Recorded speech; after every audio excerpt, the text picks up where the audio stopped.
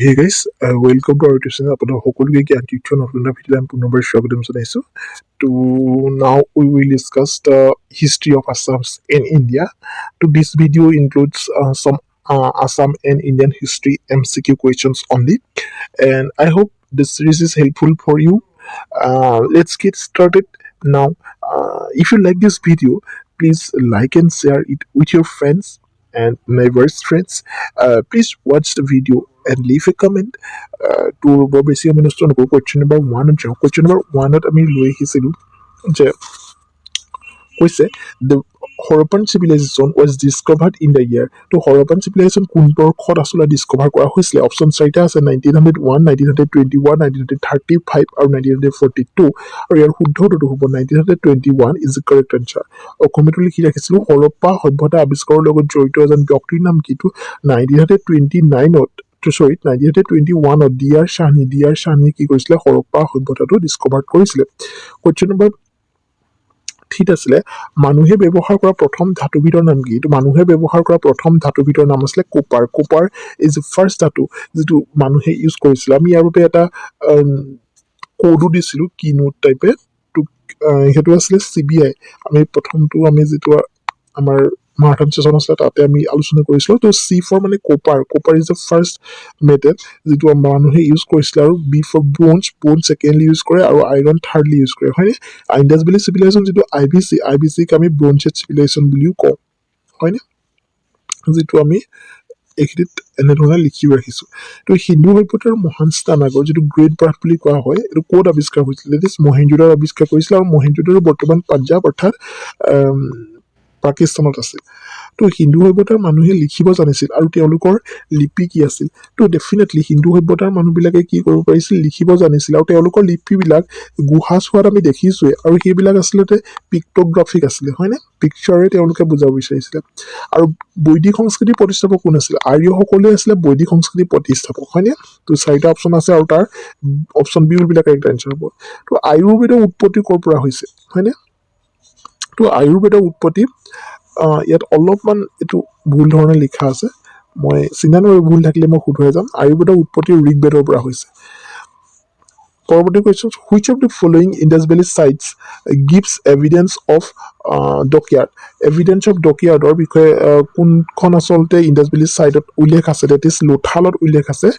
লোথাল বৰ্তমানৰ যিটো গুজৰাটত আছে, বৰ্তমানৰ গুজৰাটত লোথাল আছে, আৰু লোথালটো চিপৰ্ট হয়, আৰু এইটো ডকয়াৰ্ডৰ লগত জড়িত। আৰু লোথালৰ খনন কাৰ্য কৰিছিলে SR ৰাওৱে ইন দ্য ইয়েৰ অফ 1954। আৰু ধোলাভিৰাৰ কথা আহি যায়, ধোলাভিৰাৰ খনন কাৰ্য 1968ত হৈছিলে, হয়নে?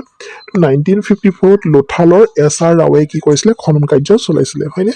পৰৱৰ্তী কুৱেশ্যন, পৰৱৰ্তী শ্লাইড লৈ যাম। তো the earliest city discovered in India is option এত আছে হৰপ্পা, অপশ্যন বিত আছে ৰাংপুৰ, অপশ্যন চিত আছে মহেঞ্জোদাৰো, অপশ্যন ডিত আছে সিন্ধ, আৰু ডেট ইজ হৰপ্পা। অপশ্যন এ বিলাক কাৰেক্ট আনচাৰ হ'ব। Harappa is the earliest city discovered in India. আটাইতকৈ পুৰণি বেদখন কি? তো অপশ্যন চাৰিটা আছে, এইকেইটা আমি বহুত ইজি কুৱেশ্যন, ক'বই নালাগে। অপশ্যন ডি বিলাক কাৰেক্ট আনচাৰ ঋগ্বেদা হ'ব। তো জৈনসকলৰ প্ৰথম তীৰ্থংকৰ কোন আছিলে? তো জৈনসকলৰ আমি সকলোৱে জানো 24 তীৰ্থংকৰ আছিলে তেওঁলোকৰ। জৈনসকলৰ 24 তীৰ্থংকৰ আছিলে। প্ৰথমজনৰ আছিলে পৰশ, হয়নে? তো প্ৰথমজনৰ নাম আছিলে ঋষভা। তো option D will be the correct answer, হয়নে? তো শেষৰজনৰ আছিলে মহাবীৰ বৰ্ধমান, আৰু যিজন 23rd তীৰ্থংকৰ তেওঁ আছিলে কোন? পৰশুনাথ, হয়নে? পৰশুনাথ আছিলে 23rd তীৰ্থংকৰ, এইটো মনত ৰাখি থ'ব লাগিব। প্ৰথমজন ঋষভা, ছেকেণ্ড 24th জন হৈছে পৰশুনাথ। তো বুদ্ধদেৱৰ জন্ম ক'ত হৈছিলে? তো বুদ্ধদেৱৰ জন্ম লুম্বিনীত হৈছিলে। 563 BC বুদ্ধদেৱৰ জন্ম হৈছিলে লুম্বিনীত। তো লুম্বিনীত বুদ্ধদেৱৰ জন্ম হয় 563, আৰু তেওঁৰ বুধগয়াত জ্ঞান প্ৰাপ্তি হৈছিলে, হয়নে? কুশীনগৰত তেওঁ কি হৈছিলে? তেওঁ কুশীনগৰত শেষ নিশ্বাস ত্যাগ কৰিছিলে। তো ইয়াত লিখাই আছে চব। তো বুদ্ধদেৱৰ মৃত্যু কোন চনত? 563 BC কি হয়? বুদ্ধদেৱৰ জন্ম হৈছিলে, হয়নে? তো বুদ্ধদেৱৰ মৃত্যু 483 BC হয়, হয়নে? তো এইটো লিখাই আছে। তো 483 BC বুদ্ধদেৱৰ মৃত্যু হয় কুশীনগৰত। তো এইটো মনত ৰাখি থ'ব লাগিব। কুশীনগৰত বুদ্ধদেৱৰ মৃত্যু হয়, তাক মহাপৰিনিৰ্বাণ বুলিও আহিব পাৰে। হয়নে মহাপৰিনিৰ্বাণ বুলি আহিব পাৰে তো বুদ্ধই প্ৰথম চাৰ্মন ক'ত দিছিল বুদ্ধই প্ৰথম চাৰ্মন দিছিলে সাৰনাথত বাট বুদ্ধই মেক্সিমাম চাৰ্মন ক'ত দিছিলে বুলি আহিলে হেয়া হ'ব সাৰবস্তি তো এফালে ওলোৱা নাই মই লিখি দিম সাৰবস্তি তো লিখি থব স্পেলিংটো হয়তো বেলেগ ধৰণৰ হ'ব পাৰে বাট সাৰবস্তি মনত ৰাখি থব বুদ্ধ মতবাদবোৰ কি ভাষাত লিখা আছিলে তো বুদ্ধ মতবাদবোৰ কি ভাষাত লিখা আছিলে অপশ্যন এত আছে সংস্কৃত অপশ্যন বিত আছে পালি অপশ্যন চিত আছে টিবেটিয়ান আৰু অপশ্যন ডিত আছে not written in any language আৰু ইয়াৰ শুদ্ধ উত্তৰটো হ'ব অপশ্যন বি পালি তো বুদ্ধ মতবাদবোৰ পালি ভাষাত লিখা হৈছিলে হয়নে তো পৰৱৰ্তী প্ৰশ্ন when was the time period of Indus Valley civilization time period to কি আসলে বা Harappan civilization time period to কি আসলে আৰু ইয়াৰ time period to আসলে 2500 BC to 1700 BC দেখিছে হয়নে তো 2500 BC পৰা 1700 BC লৈকে আসলে আমাৰ Indus Valley civilization time period to আৰু বৈদিক এজৰ যেটো time period to আসলে later Vedic period বুলি কৈ দিলে 1500 BC পৰা 1000 BC আৰু নহলে 1500 পৰা 600 BC লৈকে আসলে বৈদিক এজটো ধৰা হয় ঠিক আছে তাৰ পিছতে পৰৱৰ্তী পইণ্টত আছে to great bath of Harappan civilization has been found at to great bath to ক'ত পোৱা গৈছিলে Harappan civilization কলে ভুল হ'ব আসলে Indus Valley civilization ক'ব লাগিছিলে তো এয়া আসলে মহেঞ্জোদাৰো ইতিমধ্যে আমি আলোচনা কৰি আহিছো তো পৰৱৰ্তী কোৱেশ্চনছত আমি যাম Harappan peoples use garments of cottonelle wool হয়নে cottonelle woolৰ তেতিয়া বহুত পৰিমাণে প্ৰচলিত আছিল cottonelle all option C will be the correct answer who of the following is known for the initial discoveries which led to the excavations হয়নে তো মানে আসলতে আৰডি বেনাৰ্জি 1922 আৰডি বেনাৰ্জি আসলতে ইনিশিয়াল ডিসকভাৰী অফ আমাৰ যেটো মহেঞ্জোদাৰোৰ লগত তেওঁ জড়িত আছিলে তো এটো মনত ৰাখিব দয়াৰাম সানি কথা জানো 1921 ত তেওঁ কি কৰিছিলে ডিসকভাৰ কৰিছিলে আমাৰ হৰপ্পা সিভিলাইজেশনস হনে মনত ৰাখি থব এছআৰ ৰাও লোথালৰ লগত জড়িত আছিলে আমি জানো 1954 তো পৰৱৰ্তী question কালিবাগান was situated on the bank of which river তো কালিবাগান কোনখন ৰিভাৰৰ বেংকত আছে আৰু that is Ghaggar option B will be the correct answer Ghaggar নদী কিনাৰতে কালিবাগান আছে আৰু কালিবাগান বৰ্তমানৰ ৰাজস্থানত আছে এটো আপোনালোকে মনত ৰাখি থব কালিবাগান যে বৰ্তমান ৰাজস্থানত আছে পৰৱৰ্তী question at which of the following sites was the bronze statue of the dancing girl to bronze statue of dancing girl could found কৰা হৈছিল হি বিষয়ে ইয়াত সুধিব বিচাৰিছে to bronze statue of dancing girl is found in Mohenjo-daro option C will be the correct answer ঠিক আছে তো পৰৱৰ্তী questions the most common animal figure found at all Harappan sites each এটাকে কমন কোনটো আসলে এনিমেল ফিগাৰ দ্যাট ইজ ইউনিহৰ্ন বুল আসলে হয়নে ইউনিহৰ্ন বুল ইজ দ্য কাৰেক্ট আনসাৰ হ'ব প্ৰথম মানুহে পেট বুলি ক'বলৈ গ'লে ডগৰ কথা আমি ক'ব লাগিব The first metal used by men was কি হয় তো মানুহে প্ৰথম ইউজ কৰা মেটেলটোৰ নাম কি কিমান বাৰ আমি আলোচনা কৰিছো ঠিকই নাই সিবিআই বুলি আমি এটা কোডো দিছো তো copper is the correct answer হ'ব option B will be the correct answer আমি এফালে আকৌ সিবিআই বুলি লিখিয়ে ৰাখিছো হয়নে তো সিবিআই বুলি লিখাই আছে তো পৰৱৰ্তী question the people of the Indus Valley civilization worshipped তেওঁলোকে কাক পূজা কৰিছিলে তো তেওঁলোকে পশুপতি পূজা কৰিছিল option B will be the correct answer Pashupati Mahadev বুলি কোৱা হয় হয়নে তো পৰৱৰ্তী ইয়াত আছে নেম দ্য ওল্ডেষ্ট চিভিলাইজেশ্যন আটাইতকৈ পুৰণা চিভিলাইজেশ্যনটোৰ নাম কি বহুতে ইয়াত কৈ দিব যে আটাইতকৈ পুৰণা চিভিলাইজেশ্যনটো ইণ্ডাছ ভেলী চিভিলাইজেশ্যন আটাইতকৈ পুৰণা নহয় আটাইতকৈ পুৰণা option B will be the correct answer Mesopotamian civilization is the আটাইতকৈ পুৰণা চিভিলাইজেশ্যন ইৰাণ আৰু ইৰাকৰ যাৰ সৈতে আমাৰ ইণ্ডাছ ভেলী চিভিলাইজেশ্যনৰ সেই সময়ত বাণিজ্যও কৰিছিলে তো which of the following materials was mainly use in the manufacturing Harappan seals তো হৰপ্পান চিলছৰ কাৰণে কি মেটেৰিয়েলছ ইউজ কৰা হৈছিল আৰু সেয়া হৈছে টেৰাকটা পুৰা মাটি বুলি যাক কোৱা হয় অসমীয়াত পুৰা মাটি ইউজ কৰা হৈছিল তো পৰৱৰ্তী পইণ্ট মগধৰ প্ৰথম ৰাজধানী কি তো মগধৰ প্ৰথম ৰাজধানী হৈছে ৰাজগৃহ তো ৰাজগৃহ বুলি কওঁতে কালি আৰু পৰহি যিসকলে মাৰাথান ভিডিঅ' চাইছে সকলোৱে হয়তো মনত পৰিছে তো ৰাজগৃহত কি হৈছিলে তো ফাৰ্ষ্ট বুদ্ধিষ্ট কাউন্সিল হৈছিলে হয়নে তো ফাৰ্ষ্ট বুদ্ধিষ্ট কাউন্সিল হৈছিলে তো ফাৰ্ষ্ট বুদ্ধিষ্ট কাউন্সিল হৈ যোৱাৰ লগে লগে ৰজা কোন আহিব অজাতশত্ৰু আহিব হয়নে অজাতশত্ৰু কোন বংশৰ ৰজা আছিলে সেইটো আপোনালোকে কমেন্ট বক্সত জনাব যিসকলে ভিডিঅ'টো চাইছে গম পাইছে হয়নে আৰু ইয়াৰ চেয়াৰমেন কোন আছিলে মহাকাশ্যপা হয়নে মহাকাশ্যপা হয়তো যোৱাকালি মাৰ্থা চেঞ্জৰ গীতা চোৱা সকলোৱে গম পাইছে তো বুদ্ধিষ্ট কাউন্সিল 4খন আছিলে বাকীখনৰ কথা এতিয়া ডিছকাশ্যন নকৰোঁ যিহেতু এইটো সেই বিষয়ে যোৱাটো মাৰাথন ছেশ্যনত তাৰ আগৰটো মাৰাথন ছেশ্যন আমি আলোচনা কৰিছোঁ তো নন্দ ৰাজবংশৰ প্ৰতিষ্ঠাপক কোন আছিলে নন্দ ৰাজবংশৰ প্ৰতিষ্ঠাপক কোন আছিলে এইটো কুৱেশ্যনো আমি যোৱাটো মাৰাথন ছেশ্যনত লৈছিলোঁ আচলতে কুৱেশ্যন হিচাপে লোৱা নাছিলোঁ আমি ইয়াক পইণ্ট হিচাপে লৈছিলোঁ ওৱান লাইনৰ পইণ্ট হিচাপে আৰু that is Mahapadmananda option A will be the correct answer Mahapadmananda is the founder of the Nanda dynasty হয়নে আলেকজেণ্ডাৰে ভাৰত আক্ৰমণ কৰোঁতে মগধত কোনে শাসন কৰি আছিল তো আলেকজেণ্ডাৰে যেতিয়া ভাৰত আক্ৰমণ কৰিছিলে তেতিয়া মগধত নন্দাসকলে কি কৰিছিলে নন্দসকলে তেওঁলোকে শাসন কৰি আছিলে হয়নে তো পৰৱৰ্তী পইণ্ট মৌৰ্য ৰাজবংশ প্ৰতিষ্ঠা কোনে কৰিছিলে হয়নে সেইটোৱে সুধিব বিচাৰিছে তো মৌৰ্য ৰাজবংশ প্ৰতিষ্ঠা কৰিছিলে এক ছেকেণ্ড চন্দ্ৰগুপ্ত মৌৰ্যই মৌৰ্য ৰাজবংশ প্ৰতিষ্ঠা কৰিছিলে তো who is the founder of the Maurya dynasty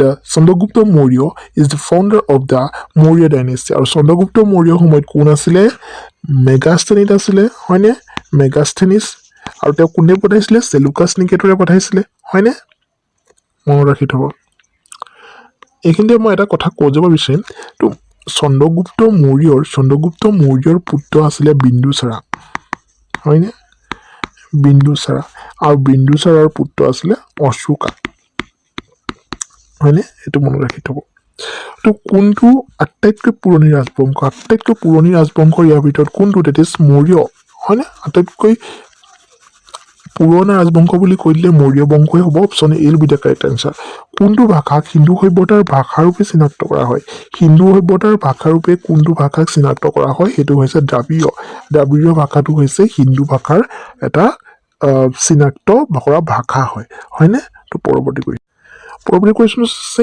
the Indica was written by Indica কোনে ৰিটেন কৰিছিলে কোনে লিখিছিলে ইণ্ডিকা বুকছখন আৰু এইখন লিখিছিলে মেগাস্থেনিছ কাৰ কোৰ্টত আছিলে চন্দ্ৰগুপ্ত মৌৰ্য ডাইনেষ্টিৰ ফাউণ্ডাৰ হয় তেওঁ কোৰ্টত আছিলে Megasthenes Kautilya is the author of Arthashastra হয়নে অৰ্থশাস্ত্ৰৰ লেখক কৌটিল্য আমি এই বিষয়ে গম পাই গ'লোঁ তো অৰ্থশাস্ত্ৰৰ লেখক কোন Kautilya is the author of the Arthashastra হয়নে ইয়াত কৈছে Kautilya is the author of the Arthashastra তো অৰ্থশাস্ত্ৰ কোনে লিখিছিলে কৌটিল্য লিখিছিলে অৰ্থাৎ বিষ্ণুগুপ্তই লিখিছিলে অৰ্থাৎ চাণক্যই লিখিছিলে তাৰমানে কৌটিল্যৰ নামেই হৈছে বিষ্ণুগুপ্ত কৌটিল্যৰ নামেই হৈছে চাণক্য হয়নে তো কৌটিল্যই লিখিছিলে অৰ্থশাস্ত্ৰ তো অৰ্থশাস্ত্ৰ কোনে লিখিছিলে আহিব কৌটিল্যই লিখিছিলে ইণ্ডিকা লিখিছিলে মেগাস্থেনিছে which has been compared with Kautilya অৰ্থশাস্ত্ৰক আচলতে কাৰ সৈতে কম্পেয়াৰ কৰা হয় that is option B will be the correct answer to Machiavelli's প্ৰিন্সৰ সৈতে ইয়াক কি কৰা হয় কম্পেয়াৰ কৰা হয় তো কৌটিল্যৰ অৰ্থশাস্ত্ৰখন আচলতে কি বিষয়ৰ কিতাপ হয় এইটো আহিব পাৰে তো কৌটিল্যৰ অৰ্থশাস্ত্ৰখন আছিলে principles and practices of statecraft option A will be the correct answer principles and practices of ষ্টেটক্ৰাফ্টৰ সৈতে কৌটিল্যৰ অৰ্থশাস্ত্ৰখন আচলতে কি হয় ৰিলেটেড এখন বুকছ হয় ঠিক আছে তো কৌটিল্য আৰু চন্দ্ৰগুপ্ত মৌৰ্যৰ হাতত নন্দসকলৰ অৱনতিৰ বিষয়ে কোনখন সংস্কৃত নাটকত স্পষ্টভাৱে চিত্ৰিত কৰা হৈছে হয়নে তো এইখন চিত্ৰিত কৰা হৈছে মুদ্ৰা ৰাক্ষসা বাই বিশাখা দত্ত হয়নে পৰৱৰ্তী পইণ্টতে আমি লিখিয়ে ৰাখিছোঁ মুদ্ৰা ৰাক্ষসৰ লেখক কোন বিশাখা দত্ত হয়নে এটা পইণ্ট আমি থাকি যাব নালাগিব তো বৈদিক নেম কিছুমান আছিলে আমাৰ ৰিভাৰ যিখন 5খন ৰিভাৰ আছিলে হয়নে আমি মনত ৰাখোঁ JCBRS হয়নে JCBRS হিচাপে মনত ৰাখিব পাৰোঁ J for Jhelum C for Chenab B for Beas আৰু R for Ravi S for চেটলেছ হয়নে তাৰমানে এই 5খন ৰিভাৰৰ কিছুমান নাম আছিলে সেইখিনি বৈদিক নাম বুলি কোৱা হয় আৰু সেইখিনি হৈছে ৰবি পৰুচনী জেলাম বিতাস্তা চেনাব আস্কিনী বিয়াছ বিপাছ বা বিপাশা বা আৰু যিখন আছিলে আমাৰ সুতলিছ হয়নে সুতলিছ আছিলে তো সুতলিছ থাকি গ'ল ইয়াত সুতলিছটো লিখা হোৱা নাছিলে মই এইটো লিখি দিম বাৰু সুতলিছ আপোনালোকে লিখি ল'ব চুটলেছ হৈছে শতদ্ৰী ঠিক আছে চুটলেছ শতদ্ৰী তো তাৰপিছতে আছে মৃচ্যকটিকা কোনে লিখিছিলে তো মৃচ্যকটিকা লিখিছিলে শূদ্ৰকাই মৃচ্যকটিকাখন লিখিছিলে হয়নে শূদ্ৰকাই যে কাৰেক্ট এনচাৰ তলৰ কোনজনক দ্বিতীয় অশোক বুলি জনা যায় ছেকেণ্ড অশোক বুলি জনা যায় কনিষ্কক ছেকেণ্ড অশোক বুলি জনা যায় কুষাণ বংশৰ ৰজা কনিষ্ক যিয়ে গোল্ডেন কইনছো ইছ্যু কৰিছিলে যি চাকা এৰাৰ লগতো জড়িত 78 AD সময়ত আৰু যাৰ লগত জড়িত ফ'ৰ্থ বুদ্ধিষ্ট কাউন্সিল যিখন কাশ্মীৰত হৈছিলে আৰু সেই সময়ৰ কোন আছিলে বাসুমিত্ৰ আছিলে চেয়াৰপাৰ্চন তো কনিষ্কা the correct answer তো তাৰ পৰৱৰ্তী কুৱেশ্যনটোত আছে ফাহিয়ান কাৰ ৰাজত্ব কালত ভাৰতত প্ৰৱেশ কৰিছিল ডেফিনেটলি ফাহিয়ান আহিছিলে চন্দ্ৰগুপ্ত দ্বিতীয়ৰ দিনত তো প্ৰথম মেগাস্থেনিছে আছিলে চন্দ্ৰগুপ্ত মৌৰ্যৰ দিনত কিন্তু চন্দ্ৰগুপ্ত দ্বিতীয়ৰ দিনত আহিছে তো ফাহিয়ান তো এইটো মনত ৰাখি থব তো প্ৰায় অহা দেখা যায় চন্দ্ৰগুপ্ত মৌৰ্য আচলতে বুদ্ধিজিম আছিলে নে জৈনিজিম আছিলে নে শিখিজিম আছিলে নে হয়নে তো আহে চন্দ্ৰগুপ্ত মৌৰ্যই জৈন ধৰ্ম গ্ৰহণ কৰিছিলে কিন্তু অশোকা তেওঁৰ নাতি মানে অৰ্থাৎ চন্দ্ৰগুপ্ত মৌৰ্যৰ পুত্ৰ আছিলে বিন্দুচাৰা হয়নে বিন্দুচাৰাৰ পুত্ৰ আকৌ অশোকা আছিলে মানে অশোক আছিলে তো অশোকে কিন্তু বুদ্ধিজিম গ্ৰহণ কৰিছিলে হয়নে তো দ্বিতীয় অশোক বুলি কনিষ্কক জনা যায় এইটো আমি পঢ়িছোঁ তো এই কুৱেশ্যনটো আছে নিম্নলিখিত কোনজন শাসকক ভাৰতত প্ৰথম ৰাষ্ট্ৰীয় শাসক হিচাপে গণ্য কৰা হয় তো চন্দ্ৰগুপ্ত মৌৰ্য অশোকা চন্দ্ৰগুপ্ত 1 আৰু কনিষ্ক তো ইয়াত option A will be the correct answer Chandragupta মৌৰ্যক কি কোৱা হয় ভাৰতত প্ৰথম ৰাষ্ট্ৰীয় শাসক হিচাপে গণ্য কৰা হৈছিলে চন্দ্ৰগুপ্ত মৌৰ্য আদালতত গ্ৰীক ৰাষ্ট্ৰদূতজনৰ নাম কি আছিলে গ্ৰীক স্কলাৰ এজন আহিছিলে ইতিমধ্যে আলোচনা কৰি আহিছোঁ মেগাস্থেনি আছিলে ইণ্ডিকা লিখিছিলে option C will be the correct answer পৰৱৰ্তী পইণ্ট মৌৰ্য কালত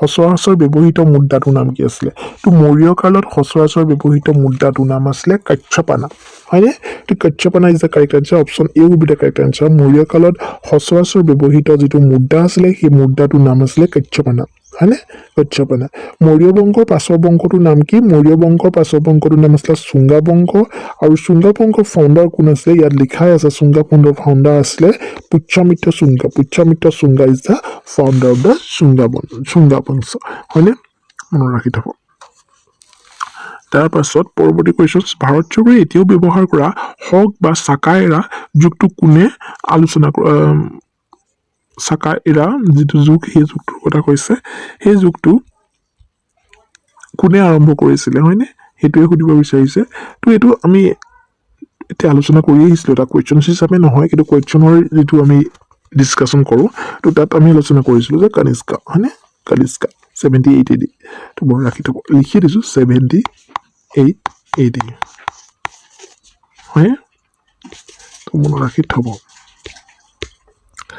তো পৰৱৰ্তী প্ৰশ্ন মৌৰ্য আদালতৰ চৰকাৰী ভাষা কি আছিলে মৌৰ্য আদালতৰ চৰকাৰী ভাষা আছিলে মাগধী ইজ দ্য মৌৰ্য আদালতৰ চৰকাৰী ভাষা আছিলে ঠিক আছে কৌটিল্য কোন শাসকৰ প্ৰধানমন্ত্ৰী আছিলে কৌটিল্য চন্দ্ৰগুপ্ত মৌৰ্য সময়তে আছিলে কৌটিল্য হয়নে কৌটিল্য চন্দ্ৰগুপ্ত মৌৰ্য সময়তে আছিলে হয়নে মনত ৰাখি থব তো কৌটিল্য বুলি কৈ দিলে অৰ্থশাস্ত্ৰ যিখন বুক তেওঁ লিখিছিলে হয়নে আৰু তেওঁৰ নামেই কৌটিল্য চাণক্য আৰু বিষ্ণুগুপ্ত নহয় জানো পৰৱৰ্তী কুৱেশ্যনটো দেখিছেই তো নালন্দা বিশ্ববিদ্যালয়ৰ কথা আহিলে তো নালন্দা বিশ্ববিদ্যালয়ৰ মুৰব্বী কোন আছিলে তো নালন্দা বিশ্ববিদ্যালয় বিহাৰত আছে তো তাৰ মুৰব্বী আছিলে Shilabhadra option D will be the correct answer Shilabhadra is the correct answer Shilabhadra আছিলে নালন্দা ইউনিভাৰ্চিটিৰ মুৰব্বী হয়নে তো এইটো মনত ৰাখি থব ঠিক আছে ভাৰতত প্ৰথম সূৰ্যৰ চাৰিওফালে ঘূৰি থকা তত্ত্বটো আগবঢ়োৱা প্ৰথম ব্যক্তিজন কোন আছিলে সূৰ্যৰ চাৰিওফালে মানে আচলতে সূৰ্যৰ চাৰিওফালেহে যে গ্ৰহবিলাক ঘূৰে এই বিষয়ে প্ৰথমতে আৰ্যভট্টই কৈছিলে ঠিক আছে বানা কেতিয়াও হ'বই নোৱাৰে ব্ৰহ্মপুত্ৰ হ'বই নোৱাৰে কালহানা হ'বই নোৱাৰে এইটো ডেফিনেটলি আৰ্যভট্ট আপোনালোকে অপশ্যন চাইও ক'ব পাৰিব তো মৌৰ্য যুগৰ সময়ছোৱাত আটাইতকৈ বিখ্যাত শৈক্ষিক কেন্দ্ৰটো কি আছিলে মৌৰ্য যুগৰ সময়ছোৱাত আটাইতকৈ বিখ্যাত শৈক্ষিক যিটো কেন্দ্ৰ আছিলে তেতিয়া আছিলে তক্ষশিলা ইউনিভাৰ্চিটি আমি সকলোৱে নাম শুনিছোঁ তক্ষশিলা ইউনিভাৰ্চিটিৰ বিষয়ে কৌটিল্য ক'ৰ প্ৰধানমন্ত্ৰী আছিলে কিমান বাৰ আলোচনা কৰিছিলোঁ যে কৌটিল্য চন্দ্ৰগুপ্ত মৌৰ্য দিনত আছিলে আৰু তেওঁ কি লিখিছিলে অৰ্থশাস্ত্ৰ লিখিছিলে হয়নে option A C be the correct answer. Chandragupta Maurya. নিম্নলিখিত বিদেশীসকলৰ ভিতৰত কোনে প্ৰথম ভাৰত আক্ৰমণ কৰিছিলে? তো ফাৰ্ষ্ট ভাৰত আক্ৰমণ কোনে কৰিছিলে? মেগাস্টেনিছ কৈছোঁ Chandragupta Maurya. Maurya dynasty is the oldest dynasty হয় আটাইতকৈ, হয়নে? ফাহিয়ান কিন্তু চন্দ্ৰগুপ্ত দ্বিতীয়ৰ দিনতহে আহিছিলে, যিটো গুপ্তা ডাইনেষ্টি আহি যায়, হয়নে? তো কাক ভাৰতৰ নেপোলিয়ন বুলি কোৱা হয়? ভাৰতৰ নেপোলিয়ন বুলি কোৱা হয় আমাৰ সমুদ্ৰগুপ্ত, হয়নে? তেওঁ মিউজিকৰ লগতো জড়িত আছিলে। ভাৰতত সোণৰ মুদ্ৰা জাৰি কৰা প্ৰথম কোন আছিলে? কুচানসকলে প্ৰথমে সোণৰ মুদ্ৰা ভাৰতত জাৰি কৰিছিলে। ভাৰতলৈ সাগৰীয় পথ আৱিষ্কাৰ কোনে কৰিছিলে? তো ভাস্কো দা গামাই কৰিছিলে। তেওঁ কেপ অফ গুডৰ জৰিয়তে আহিছিলে, হয়নে? তো এইটো মনত ৰাখি থ'ব। তো তাৰ পাছৰ কুৱেশ্যনছটো আছিলে the stupa of Sanchi was constructed during the reign of, হয়নে? স্তূপা অফ চাঞ্চি, অশোকাৰ দিনত স্তূপা অফ চাঞ্চি কনষ্ট্ৰাক্টেড কৰা হৈছিলে ফাৰ্ষ্ট, হয়নে? তো এইটো মনত ৰাখি থ'ব। তো ইয়াত কুৱেশ্যনটোত বাৰু অলপমান কাট খাই গৈছে, তথাপিও ধৰিব যিহেতু পাৰিম। নিম্নলিখিত কোনজন শাসকক মহাৰাজাধিৰাজ যিটো উপাধি দিয়া হৈছিলে, কোনজন শাসকক দিয়া হৈছিলে? এইটো গুপ্ত বংশৰ এজন শাসক চন্দ্ৰগুপ্ত ওৱানক মহাৰাজাধিৰাজৰ যিটো উপাধি, সেই উপাধিটো প্ৰদান কৰা হৈছিলে। তো ঠিক আছে, চন্দ্ৰগুপ্ত মৌৰ্য, কনিষ্কা আৰু অশোকা। তো নিম্নলিখিত কোনজন শাসকক গুপ্ত মুদ্ৰা প্ৰণালী আৰম্ভ কৰিছিলে? কোনজন শাসকে গুপ্ত মুদ্ৰা প্ৰণালী আৰম্ভ কৰিছিলে? তো চন্দ্ৰগুপ্ত ওৱান, অৰ্থাৎ মহাৰাজাধিৰাজেই যিটো উপাধি গ্ৰহণ কৰিছিলে, তেওঁৱেই কি কৰিছিলে? গুপ্তা বংশৰ যিটো মুদ্ৰা প্ৰণালী, সেই মুদ্ৰা প্ৰণালীটো আৰম্ভ কৰিছিলে।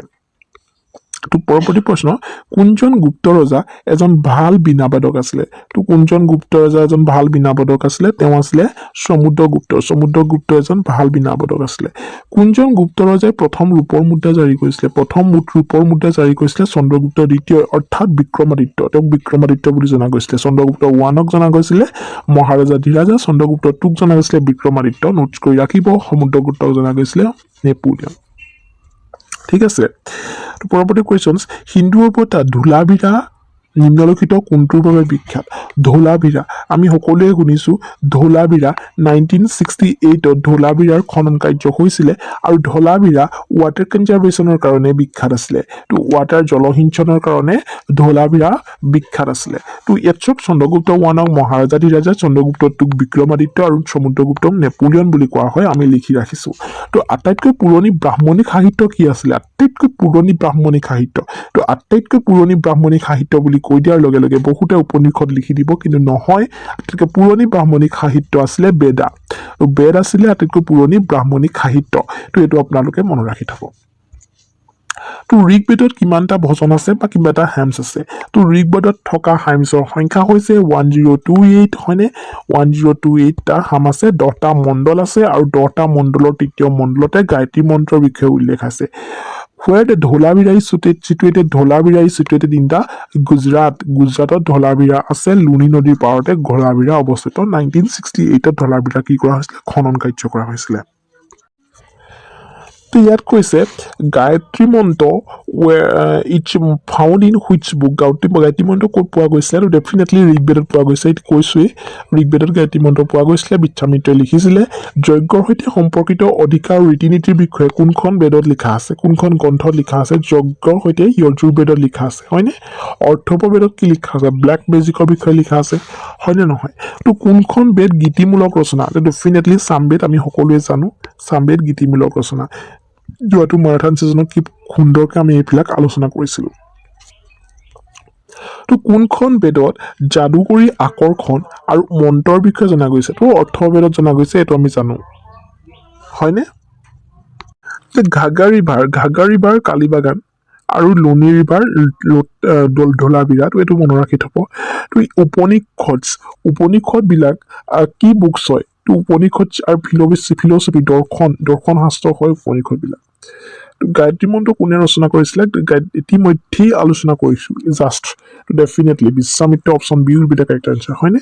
তো বিশ্বামিত্ৰই গায়ত্ৰী মন্ত্ৰ কি কৰিছিলে? ৰচনা কৰিছিলে। তো পুৰাণৰ সংখ্যা তো হয়নে? 4 বেদ 18 পুৰাণ কৈয়ে থাকোঁ আমি, 18খন পুৰাণ আছে। তো শ্ৰীমদ ভাগৱত গীতা মূলতঃ কোন ভাষাত লিখা হৈছিলে? তো শ্ৰীমদ ভাগৱত গীতা লিখা হৈছিলে সংস্কৃত ভাষাত। Option A will be the correct answer হ'ব, হয়নে? তো পৰৱৰ্তী কুৱেশ্যনলৈ আমি যাম।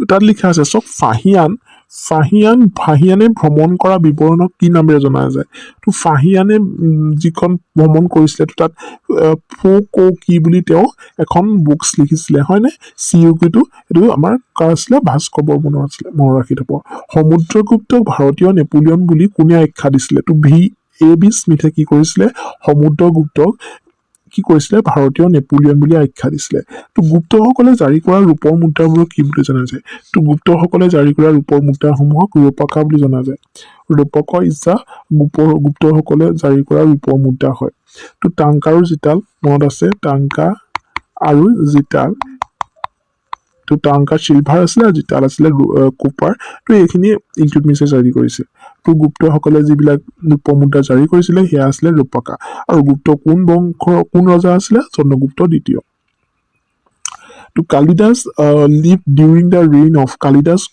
চন্দ্ৰগুপ্ত দ্বিতীয়ৰ দিনত আছিলে অৰ্থাৎ বিক্ৰমাদিত্যৰ দিনত কালিদাস আছিলে বিক্ৰমাদিত্যৰ দিনত যিহেতু 9 জিমছ আছিলে তেওঁৰ ৰাজসভাত তাৰ ভিতৰত আছিলে কালিদাসো তো চন্দ্ৰগুপ্তৰ দিনত কৌটিল্য আছিলে আৰু দ্বিতীয় চন্দ্ৰগুপ্তৰ দিনত কালিদাস আছিলে এইটো ইম্পৰ্টেণ্ট কাৰণে আমি তেনেকৈ লিখি ৰাখিছোঁ তো 9 জেমছৰ কথাও জানিব লাগিব মাৰাথান ছেশ্যনত আমি আলোচনা কৰিছোঁ তো এই বিষয়ে তো অজন্তা চিত্ৰসমূহত কিহৰ দৃশ্য দেখুওৱা হৈছে যে জাটাকাছৰ দৃশ্যসমূহ তাত দেখুওৱা হৈছে যিহেতু বুদ্ধিজিমৰ ওপৰত উৎসৰ্গিত আছিলে তো ভাৰতত প্ৰথম মুছলমানসকলৰ নেতৃত্ব কোনে দিছিলে তো ভাৰতত প্ৰথম মুছলমানসকলৰ নেতৃত্ব আমি খুব সুন্দৰভাৱে আছিলে মাৰাথান ছেশ্যনকেইটাত আমি আলোচনা কৰিছিলোঁ তো ডেফিনেটলি প্ৰথম আহিছিলে কোন মহম্মদ বিন কাজিম আহিছিলে ফাৰ্ষ্ট অফ অল আৰু তাৰপিছতে আহিলে মহম্মদ গজনী তেওঁ 17 বাৰ আক্ৰমণ কৰিছিলে আৰু তাৰপিছত মহম্মদ ঘুৰি তৃতীয়বাৰ আক্ৰমণো কৰিছিলে আৰু প্ৰথমবাৰ তেওঁ কি কৰিছিলে শাসনো কৰিছিলে তেওঁ শাসকো আছিলে ফাৰ্ষ্ট মুছলিম শাসক ইন ইণ্ডিয়া ঠিক আছে ফাৰ্ষ্ট ইনভেডৰ ইণ্ডিয়া বুলি কৈ দিলে কিন্তু চিকেণ্ডৰ হ'ব মনত পৰিছে চাগে যিসকলে আমাৰ কিবিলাক মাৰাথান ছেশ্যনবিলাক চাইছিলে তো হৰ্ষবৰ্ধনৰ ৰাজসভাত কবি কোন আছিলে তো হৰ্ষবৰ্ধনৰ ৰাজসভাৰ কবি কোন আছিলে তো বাণভট্ট আছিলে তো বাণভট্টই হৰ্ষ চৰিত্ৰ লিখিছিলে মনত আছে আপোনালোক সকলোকে কিন্তু হৰ্ষবৰ্ধন তেওঁ নিজেও এজন কবি আছিলে ঠিক আছে তো মনত ৰাখিব তো প্ৰিয়দৰ্শিকা তেওঁ লিখিছিলে তাৰপিছত হৰ্ষ চৰিত্ৰৰ লেখক কোন বাণভট্ট ইতিমধ্যে আলোচনা কৰিছোঁ পলাশী যুদ্ধ কেতিয়া আৰু কাৰ মাজত হৈছিলে পলাশী যুদ্ধ 1757 চনত হৈছিলে বংগৰ নবাব চিৰাজউদ্দৌলা আৰু ৰবাৰ্ট ক্লাইভৰ মাজত হৈছিলে ৰবাৰ্ট ক্লাইভ জয়ী হৈছিলে চিৰাজউদ্দৌলাক পৰাস্ত কৰি তো মনত ৰাখিব চিৰাজউদ্দৌলা আৰু ৰবাৰ্ট ক্লাইভৰ মাজত 1757ত কি হৈছিলে পলাশী বেটেল হৈছিলে পলাশী যুদ্ধ হৈছিলে মনত ৰাখি থব তো এই পইণ্টটোত আছে ভাৰতৰ প্ৰথম মুছলমান শাসক কোন আছিলে ইতিমধ্যে আমি সেইটো কুৱেশ্যনতে আলোচনাই কৰি আহিছিলোঁ হয়নে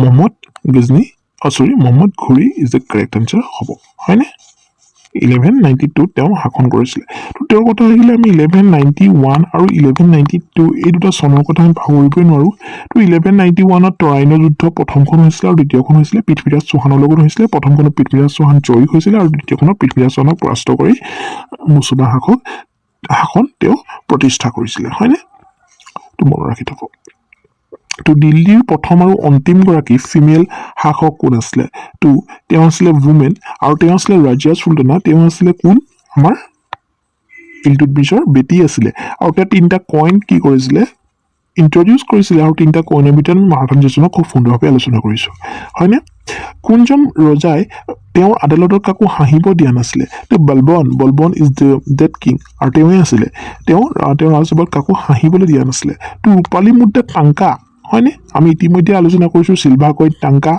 হয়নে ডিজিটেল হৈছিলে কপাৰ কইন কৈ আহিছিলোঁ ইলটুটমিছৰ দিনৰ এটা দুটা কইন আছিলে আলোচনা কৰিছোঁ আমি মাৰাথান ছেশ্যনতো ভাল ধৰণে আলোচনা কৰি আহিছোঁ এইখিনি হয়নে তাৰপিছতে ইলটুটমিছৰ কলেকে গ'ল তো ভাৰতত মুছলমানৰ ভেটি স্থাপন কৰা যুদ্ধখন কি আছিলে এই জাষ্ট আমি আলোচনা কৰিছোঁ ফাৰ্ষ্ট মুছলমান শাসক কোন আছিলে তো ছেকেণ্ড বেটেল অফ তৰাইনৰ যোগেদি প্ৰথম মুছলমান শাসক মহম্মদ ঘুৰি কৰিছিলে পৃথ্বীৰাজ চৌহানৰ সৈতে তেওঁ যুদ্ধত নামিছিলে হয়নে কোনজন ৰজাই দ্বিতীয় আলেকজেণ্ডাৰ বুলি নিজকে কৈছিলে আলাউদ্দিন খিলজীয়ে হয়নে আলেকজেণ্ডাৰ বুলি কোৱা হৈছিলে কাৰণ তেওঁ বেটেলছবিলাক জিকিছিলে 8 বেটেলছ বুদ্ধ ধৰ্মৰ যিখন কিতাপ সেই কিতাপখনক ত্ৰিপিটক বুলি কোৱা হয় বুদ্ধ ধৰ্মৰ যিখন বুকছ সেইখন ত্ৰিপিটকা হয় জৈন ধৰ্মখনক আগামাছ বুলি কয় শিখ ধৰ্মখনক গুৰু গ্ৰন্থ চাহিব বুলি কয় জেৰুথিজিম যি আছে জেৰুথিজিমৰ গ্ৰন্থখন আভেষ্টা আৰু জুডেইজিমৰ হৈছে টাংখাক আৰু তালমুড জুডেইজিমৰ টাংখাত আৰু তালমুড আৰু জৈন ধৰ্মৰ আগামাছ বুদ্ধ ধৰ্মৰ ত্ৰিপিটকা সকলোৱে জানে চৈধ্য ধৰ্মৰ আছিলে গুৰু গ্ৰন্থ চাহিব তো জেৰুথিজিমৰ আগামা আভেষ্টা আৰু জুডেইজিমৰ টাংখাক আৰু তালনাড তো এইটো মনত ৰাখি থব ঠিক আছে তো শিখ ধৰ্মৰ পবিত্ৰ ধৰ্মগ্ৰন্থ কোনখন শিখ ধৰ্মৰ পবিত্ৰ ধৰ্মগ্ৰন্থ কোনখন এই জাষ্ট আমি আলোচনা কৰিছোঁ গুৰু গ্ৰন্থ চাহিব হয়নে Guru Granth Sahib option D will be the correct answer who was the founder of the Lodi dynasty Lodi ডাইনেষ্টিৰ ফাউণ্ডাৰ কোন আছিলে Bahlul Lodi is the founder of the Lodi dynasty মনত ৰাখি থব তো গাইজ কি কৰিলোঁ আজি ভিডিঅ'টো ইমানতে সামৰি দিছোঁ তো বৰ বেছি আমি ডিছকাশ্যন আজি কৰিবলৈ নাযাওঁ তো প্ৰায় আধা ঘণ্টাৰ ওপৰত হয়তো ভিডিঅ'টো হ'লেই তো আপোনালোকে কি কৰিব যদি ভিডিঅ'টো ভাল পায় লাইক এটা নিশ্চয় কৰিব লগতে ভিডিঅ'টো শ্বেয়াৰ কৰিব আমি যিমান পাৰোঁ আপোনালোকক কথা দিয়া অনুসৰি আমি যিখিনি হেণ্ড ৰিটেন নোট আমাৰ আছিলে ঠিক আছে যিখিনি হেণ্ড ৰিটেন নোট আমাৰ আছে তো সকলোখিনিয়ে আমি আপোনালোকৰ সৈতে ডিছকাশ্যন কৰাৰ সম্পূৰ্ণ প্ৰয়াস কৰিম মাথো আপোনালোকৰ আমাৰ সৈতে কোঅপাৰেট লাগিব হয়নে আপোনালোকে আমাক সহযোগিতা প্ৰদান কৰিব লাগিব আৰু ইয়াৰ লগতে আপোনালোকে ভিডিঅ'সমূহ শ্বেয়াৰ কৰিব লাগিব আৰু আপোনালোকে লাইক কৰিব লাগিব হয়নে কমেণ্ট কৰিব লাগিব আৰু কেনেকুৱা ধৰণৰ কণ্টেণ্টৰ ওপৰত আপোনালোকে পৰৱৰ্তী সময়ত ভিডিঅ' আপোনালোকে বিচাৰে তো তাৰ ওপৰত আমাক এডভাইচ দিব লাগিব নহয় জানো ক'ব লাগিব যে এনেকুৱা ধৰণৰ ভিডিঅ' আমাক লাগে তো আমি ডেফিনেটলি লৈ আহিম আমি মক টেষ্ট সমূহ আমি ডেফিনেটলি লাগু কৰি ৰাখিম তো মক টেষ্ট 5 পাইছেগৈ তো সেইখিনিও আপোনালোকে এটেণ্ড কৰি যাব তো আমি টেলিগ্ৰামতো PDF-বিলাক শ্বেয়াৰ কৰাৰ চেষ্টা কৰিম আৰু এইখিনি হেণ্ড ৰিটেন নোটছ আমাৰ বহুদিনৰ আগৰে আছিলে বহুতকেইজন ছাবস্ক্ৰাইবাৰ বন্ধুৱে আমাক কি কৰিছিলে তো মক টেষ্টখিনি লাগে কৈছিলে ডেফিনেটলি আমি লৈ আহিছোঁ তিনিটা ইতিমধ্যে এইটো হেৰি তিনিটা মাৰাথন ছেশ্যন আমি আলোচনা কৰিছোঁ তো ডেফিনেটলি আপোনালোকৰ বাবে কি হ'ব এইখিনি আচলতে সুবিধাজনক হ'ব হেল্পফুল হ'বই হ'ব মোৰ মনে কয় আৰু মেক্সিমাম হ'ব এইখিনি আৰু মই সেইটোৱে কৈছোঁ তো মাৰাথন ছেশ্যনবোৰ মৰম দিব হয়নে তো ইমানেই আৰু তো জ্ঞান তীৰ্থ সদায় আপোনালোকৰ লগত থাকিব তো আপোনালোকে জ্ঞান তীৰ্থক মৰম দিব হয়নে তো জ্ঞান তীৰ্থৰ লগতো দেখিছে আমি লগাই থৈছোঁ তো থেংক ইউ ছ' মাছ তো চি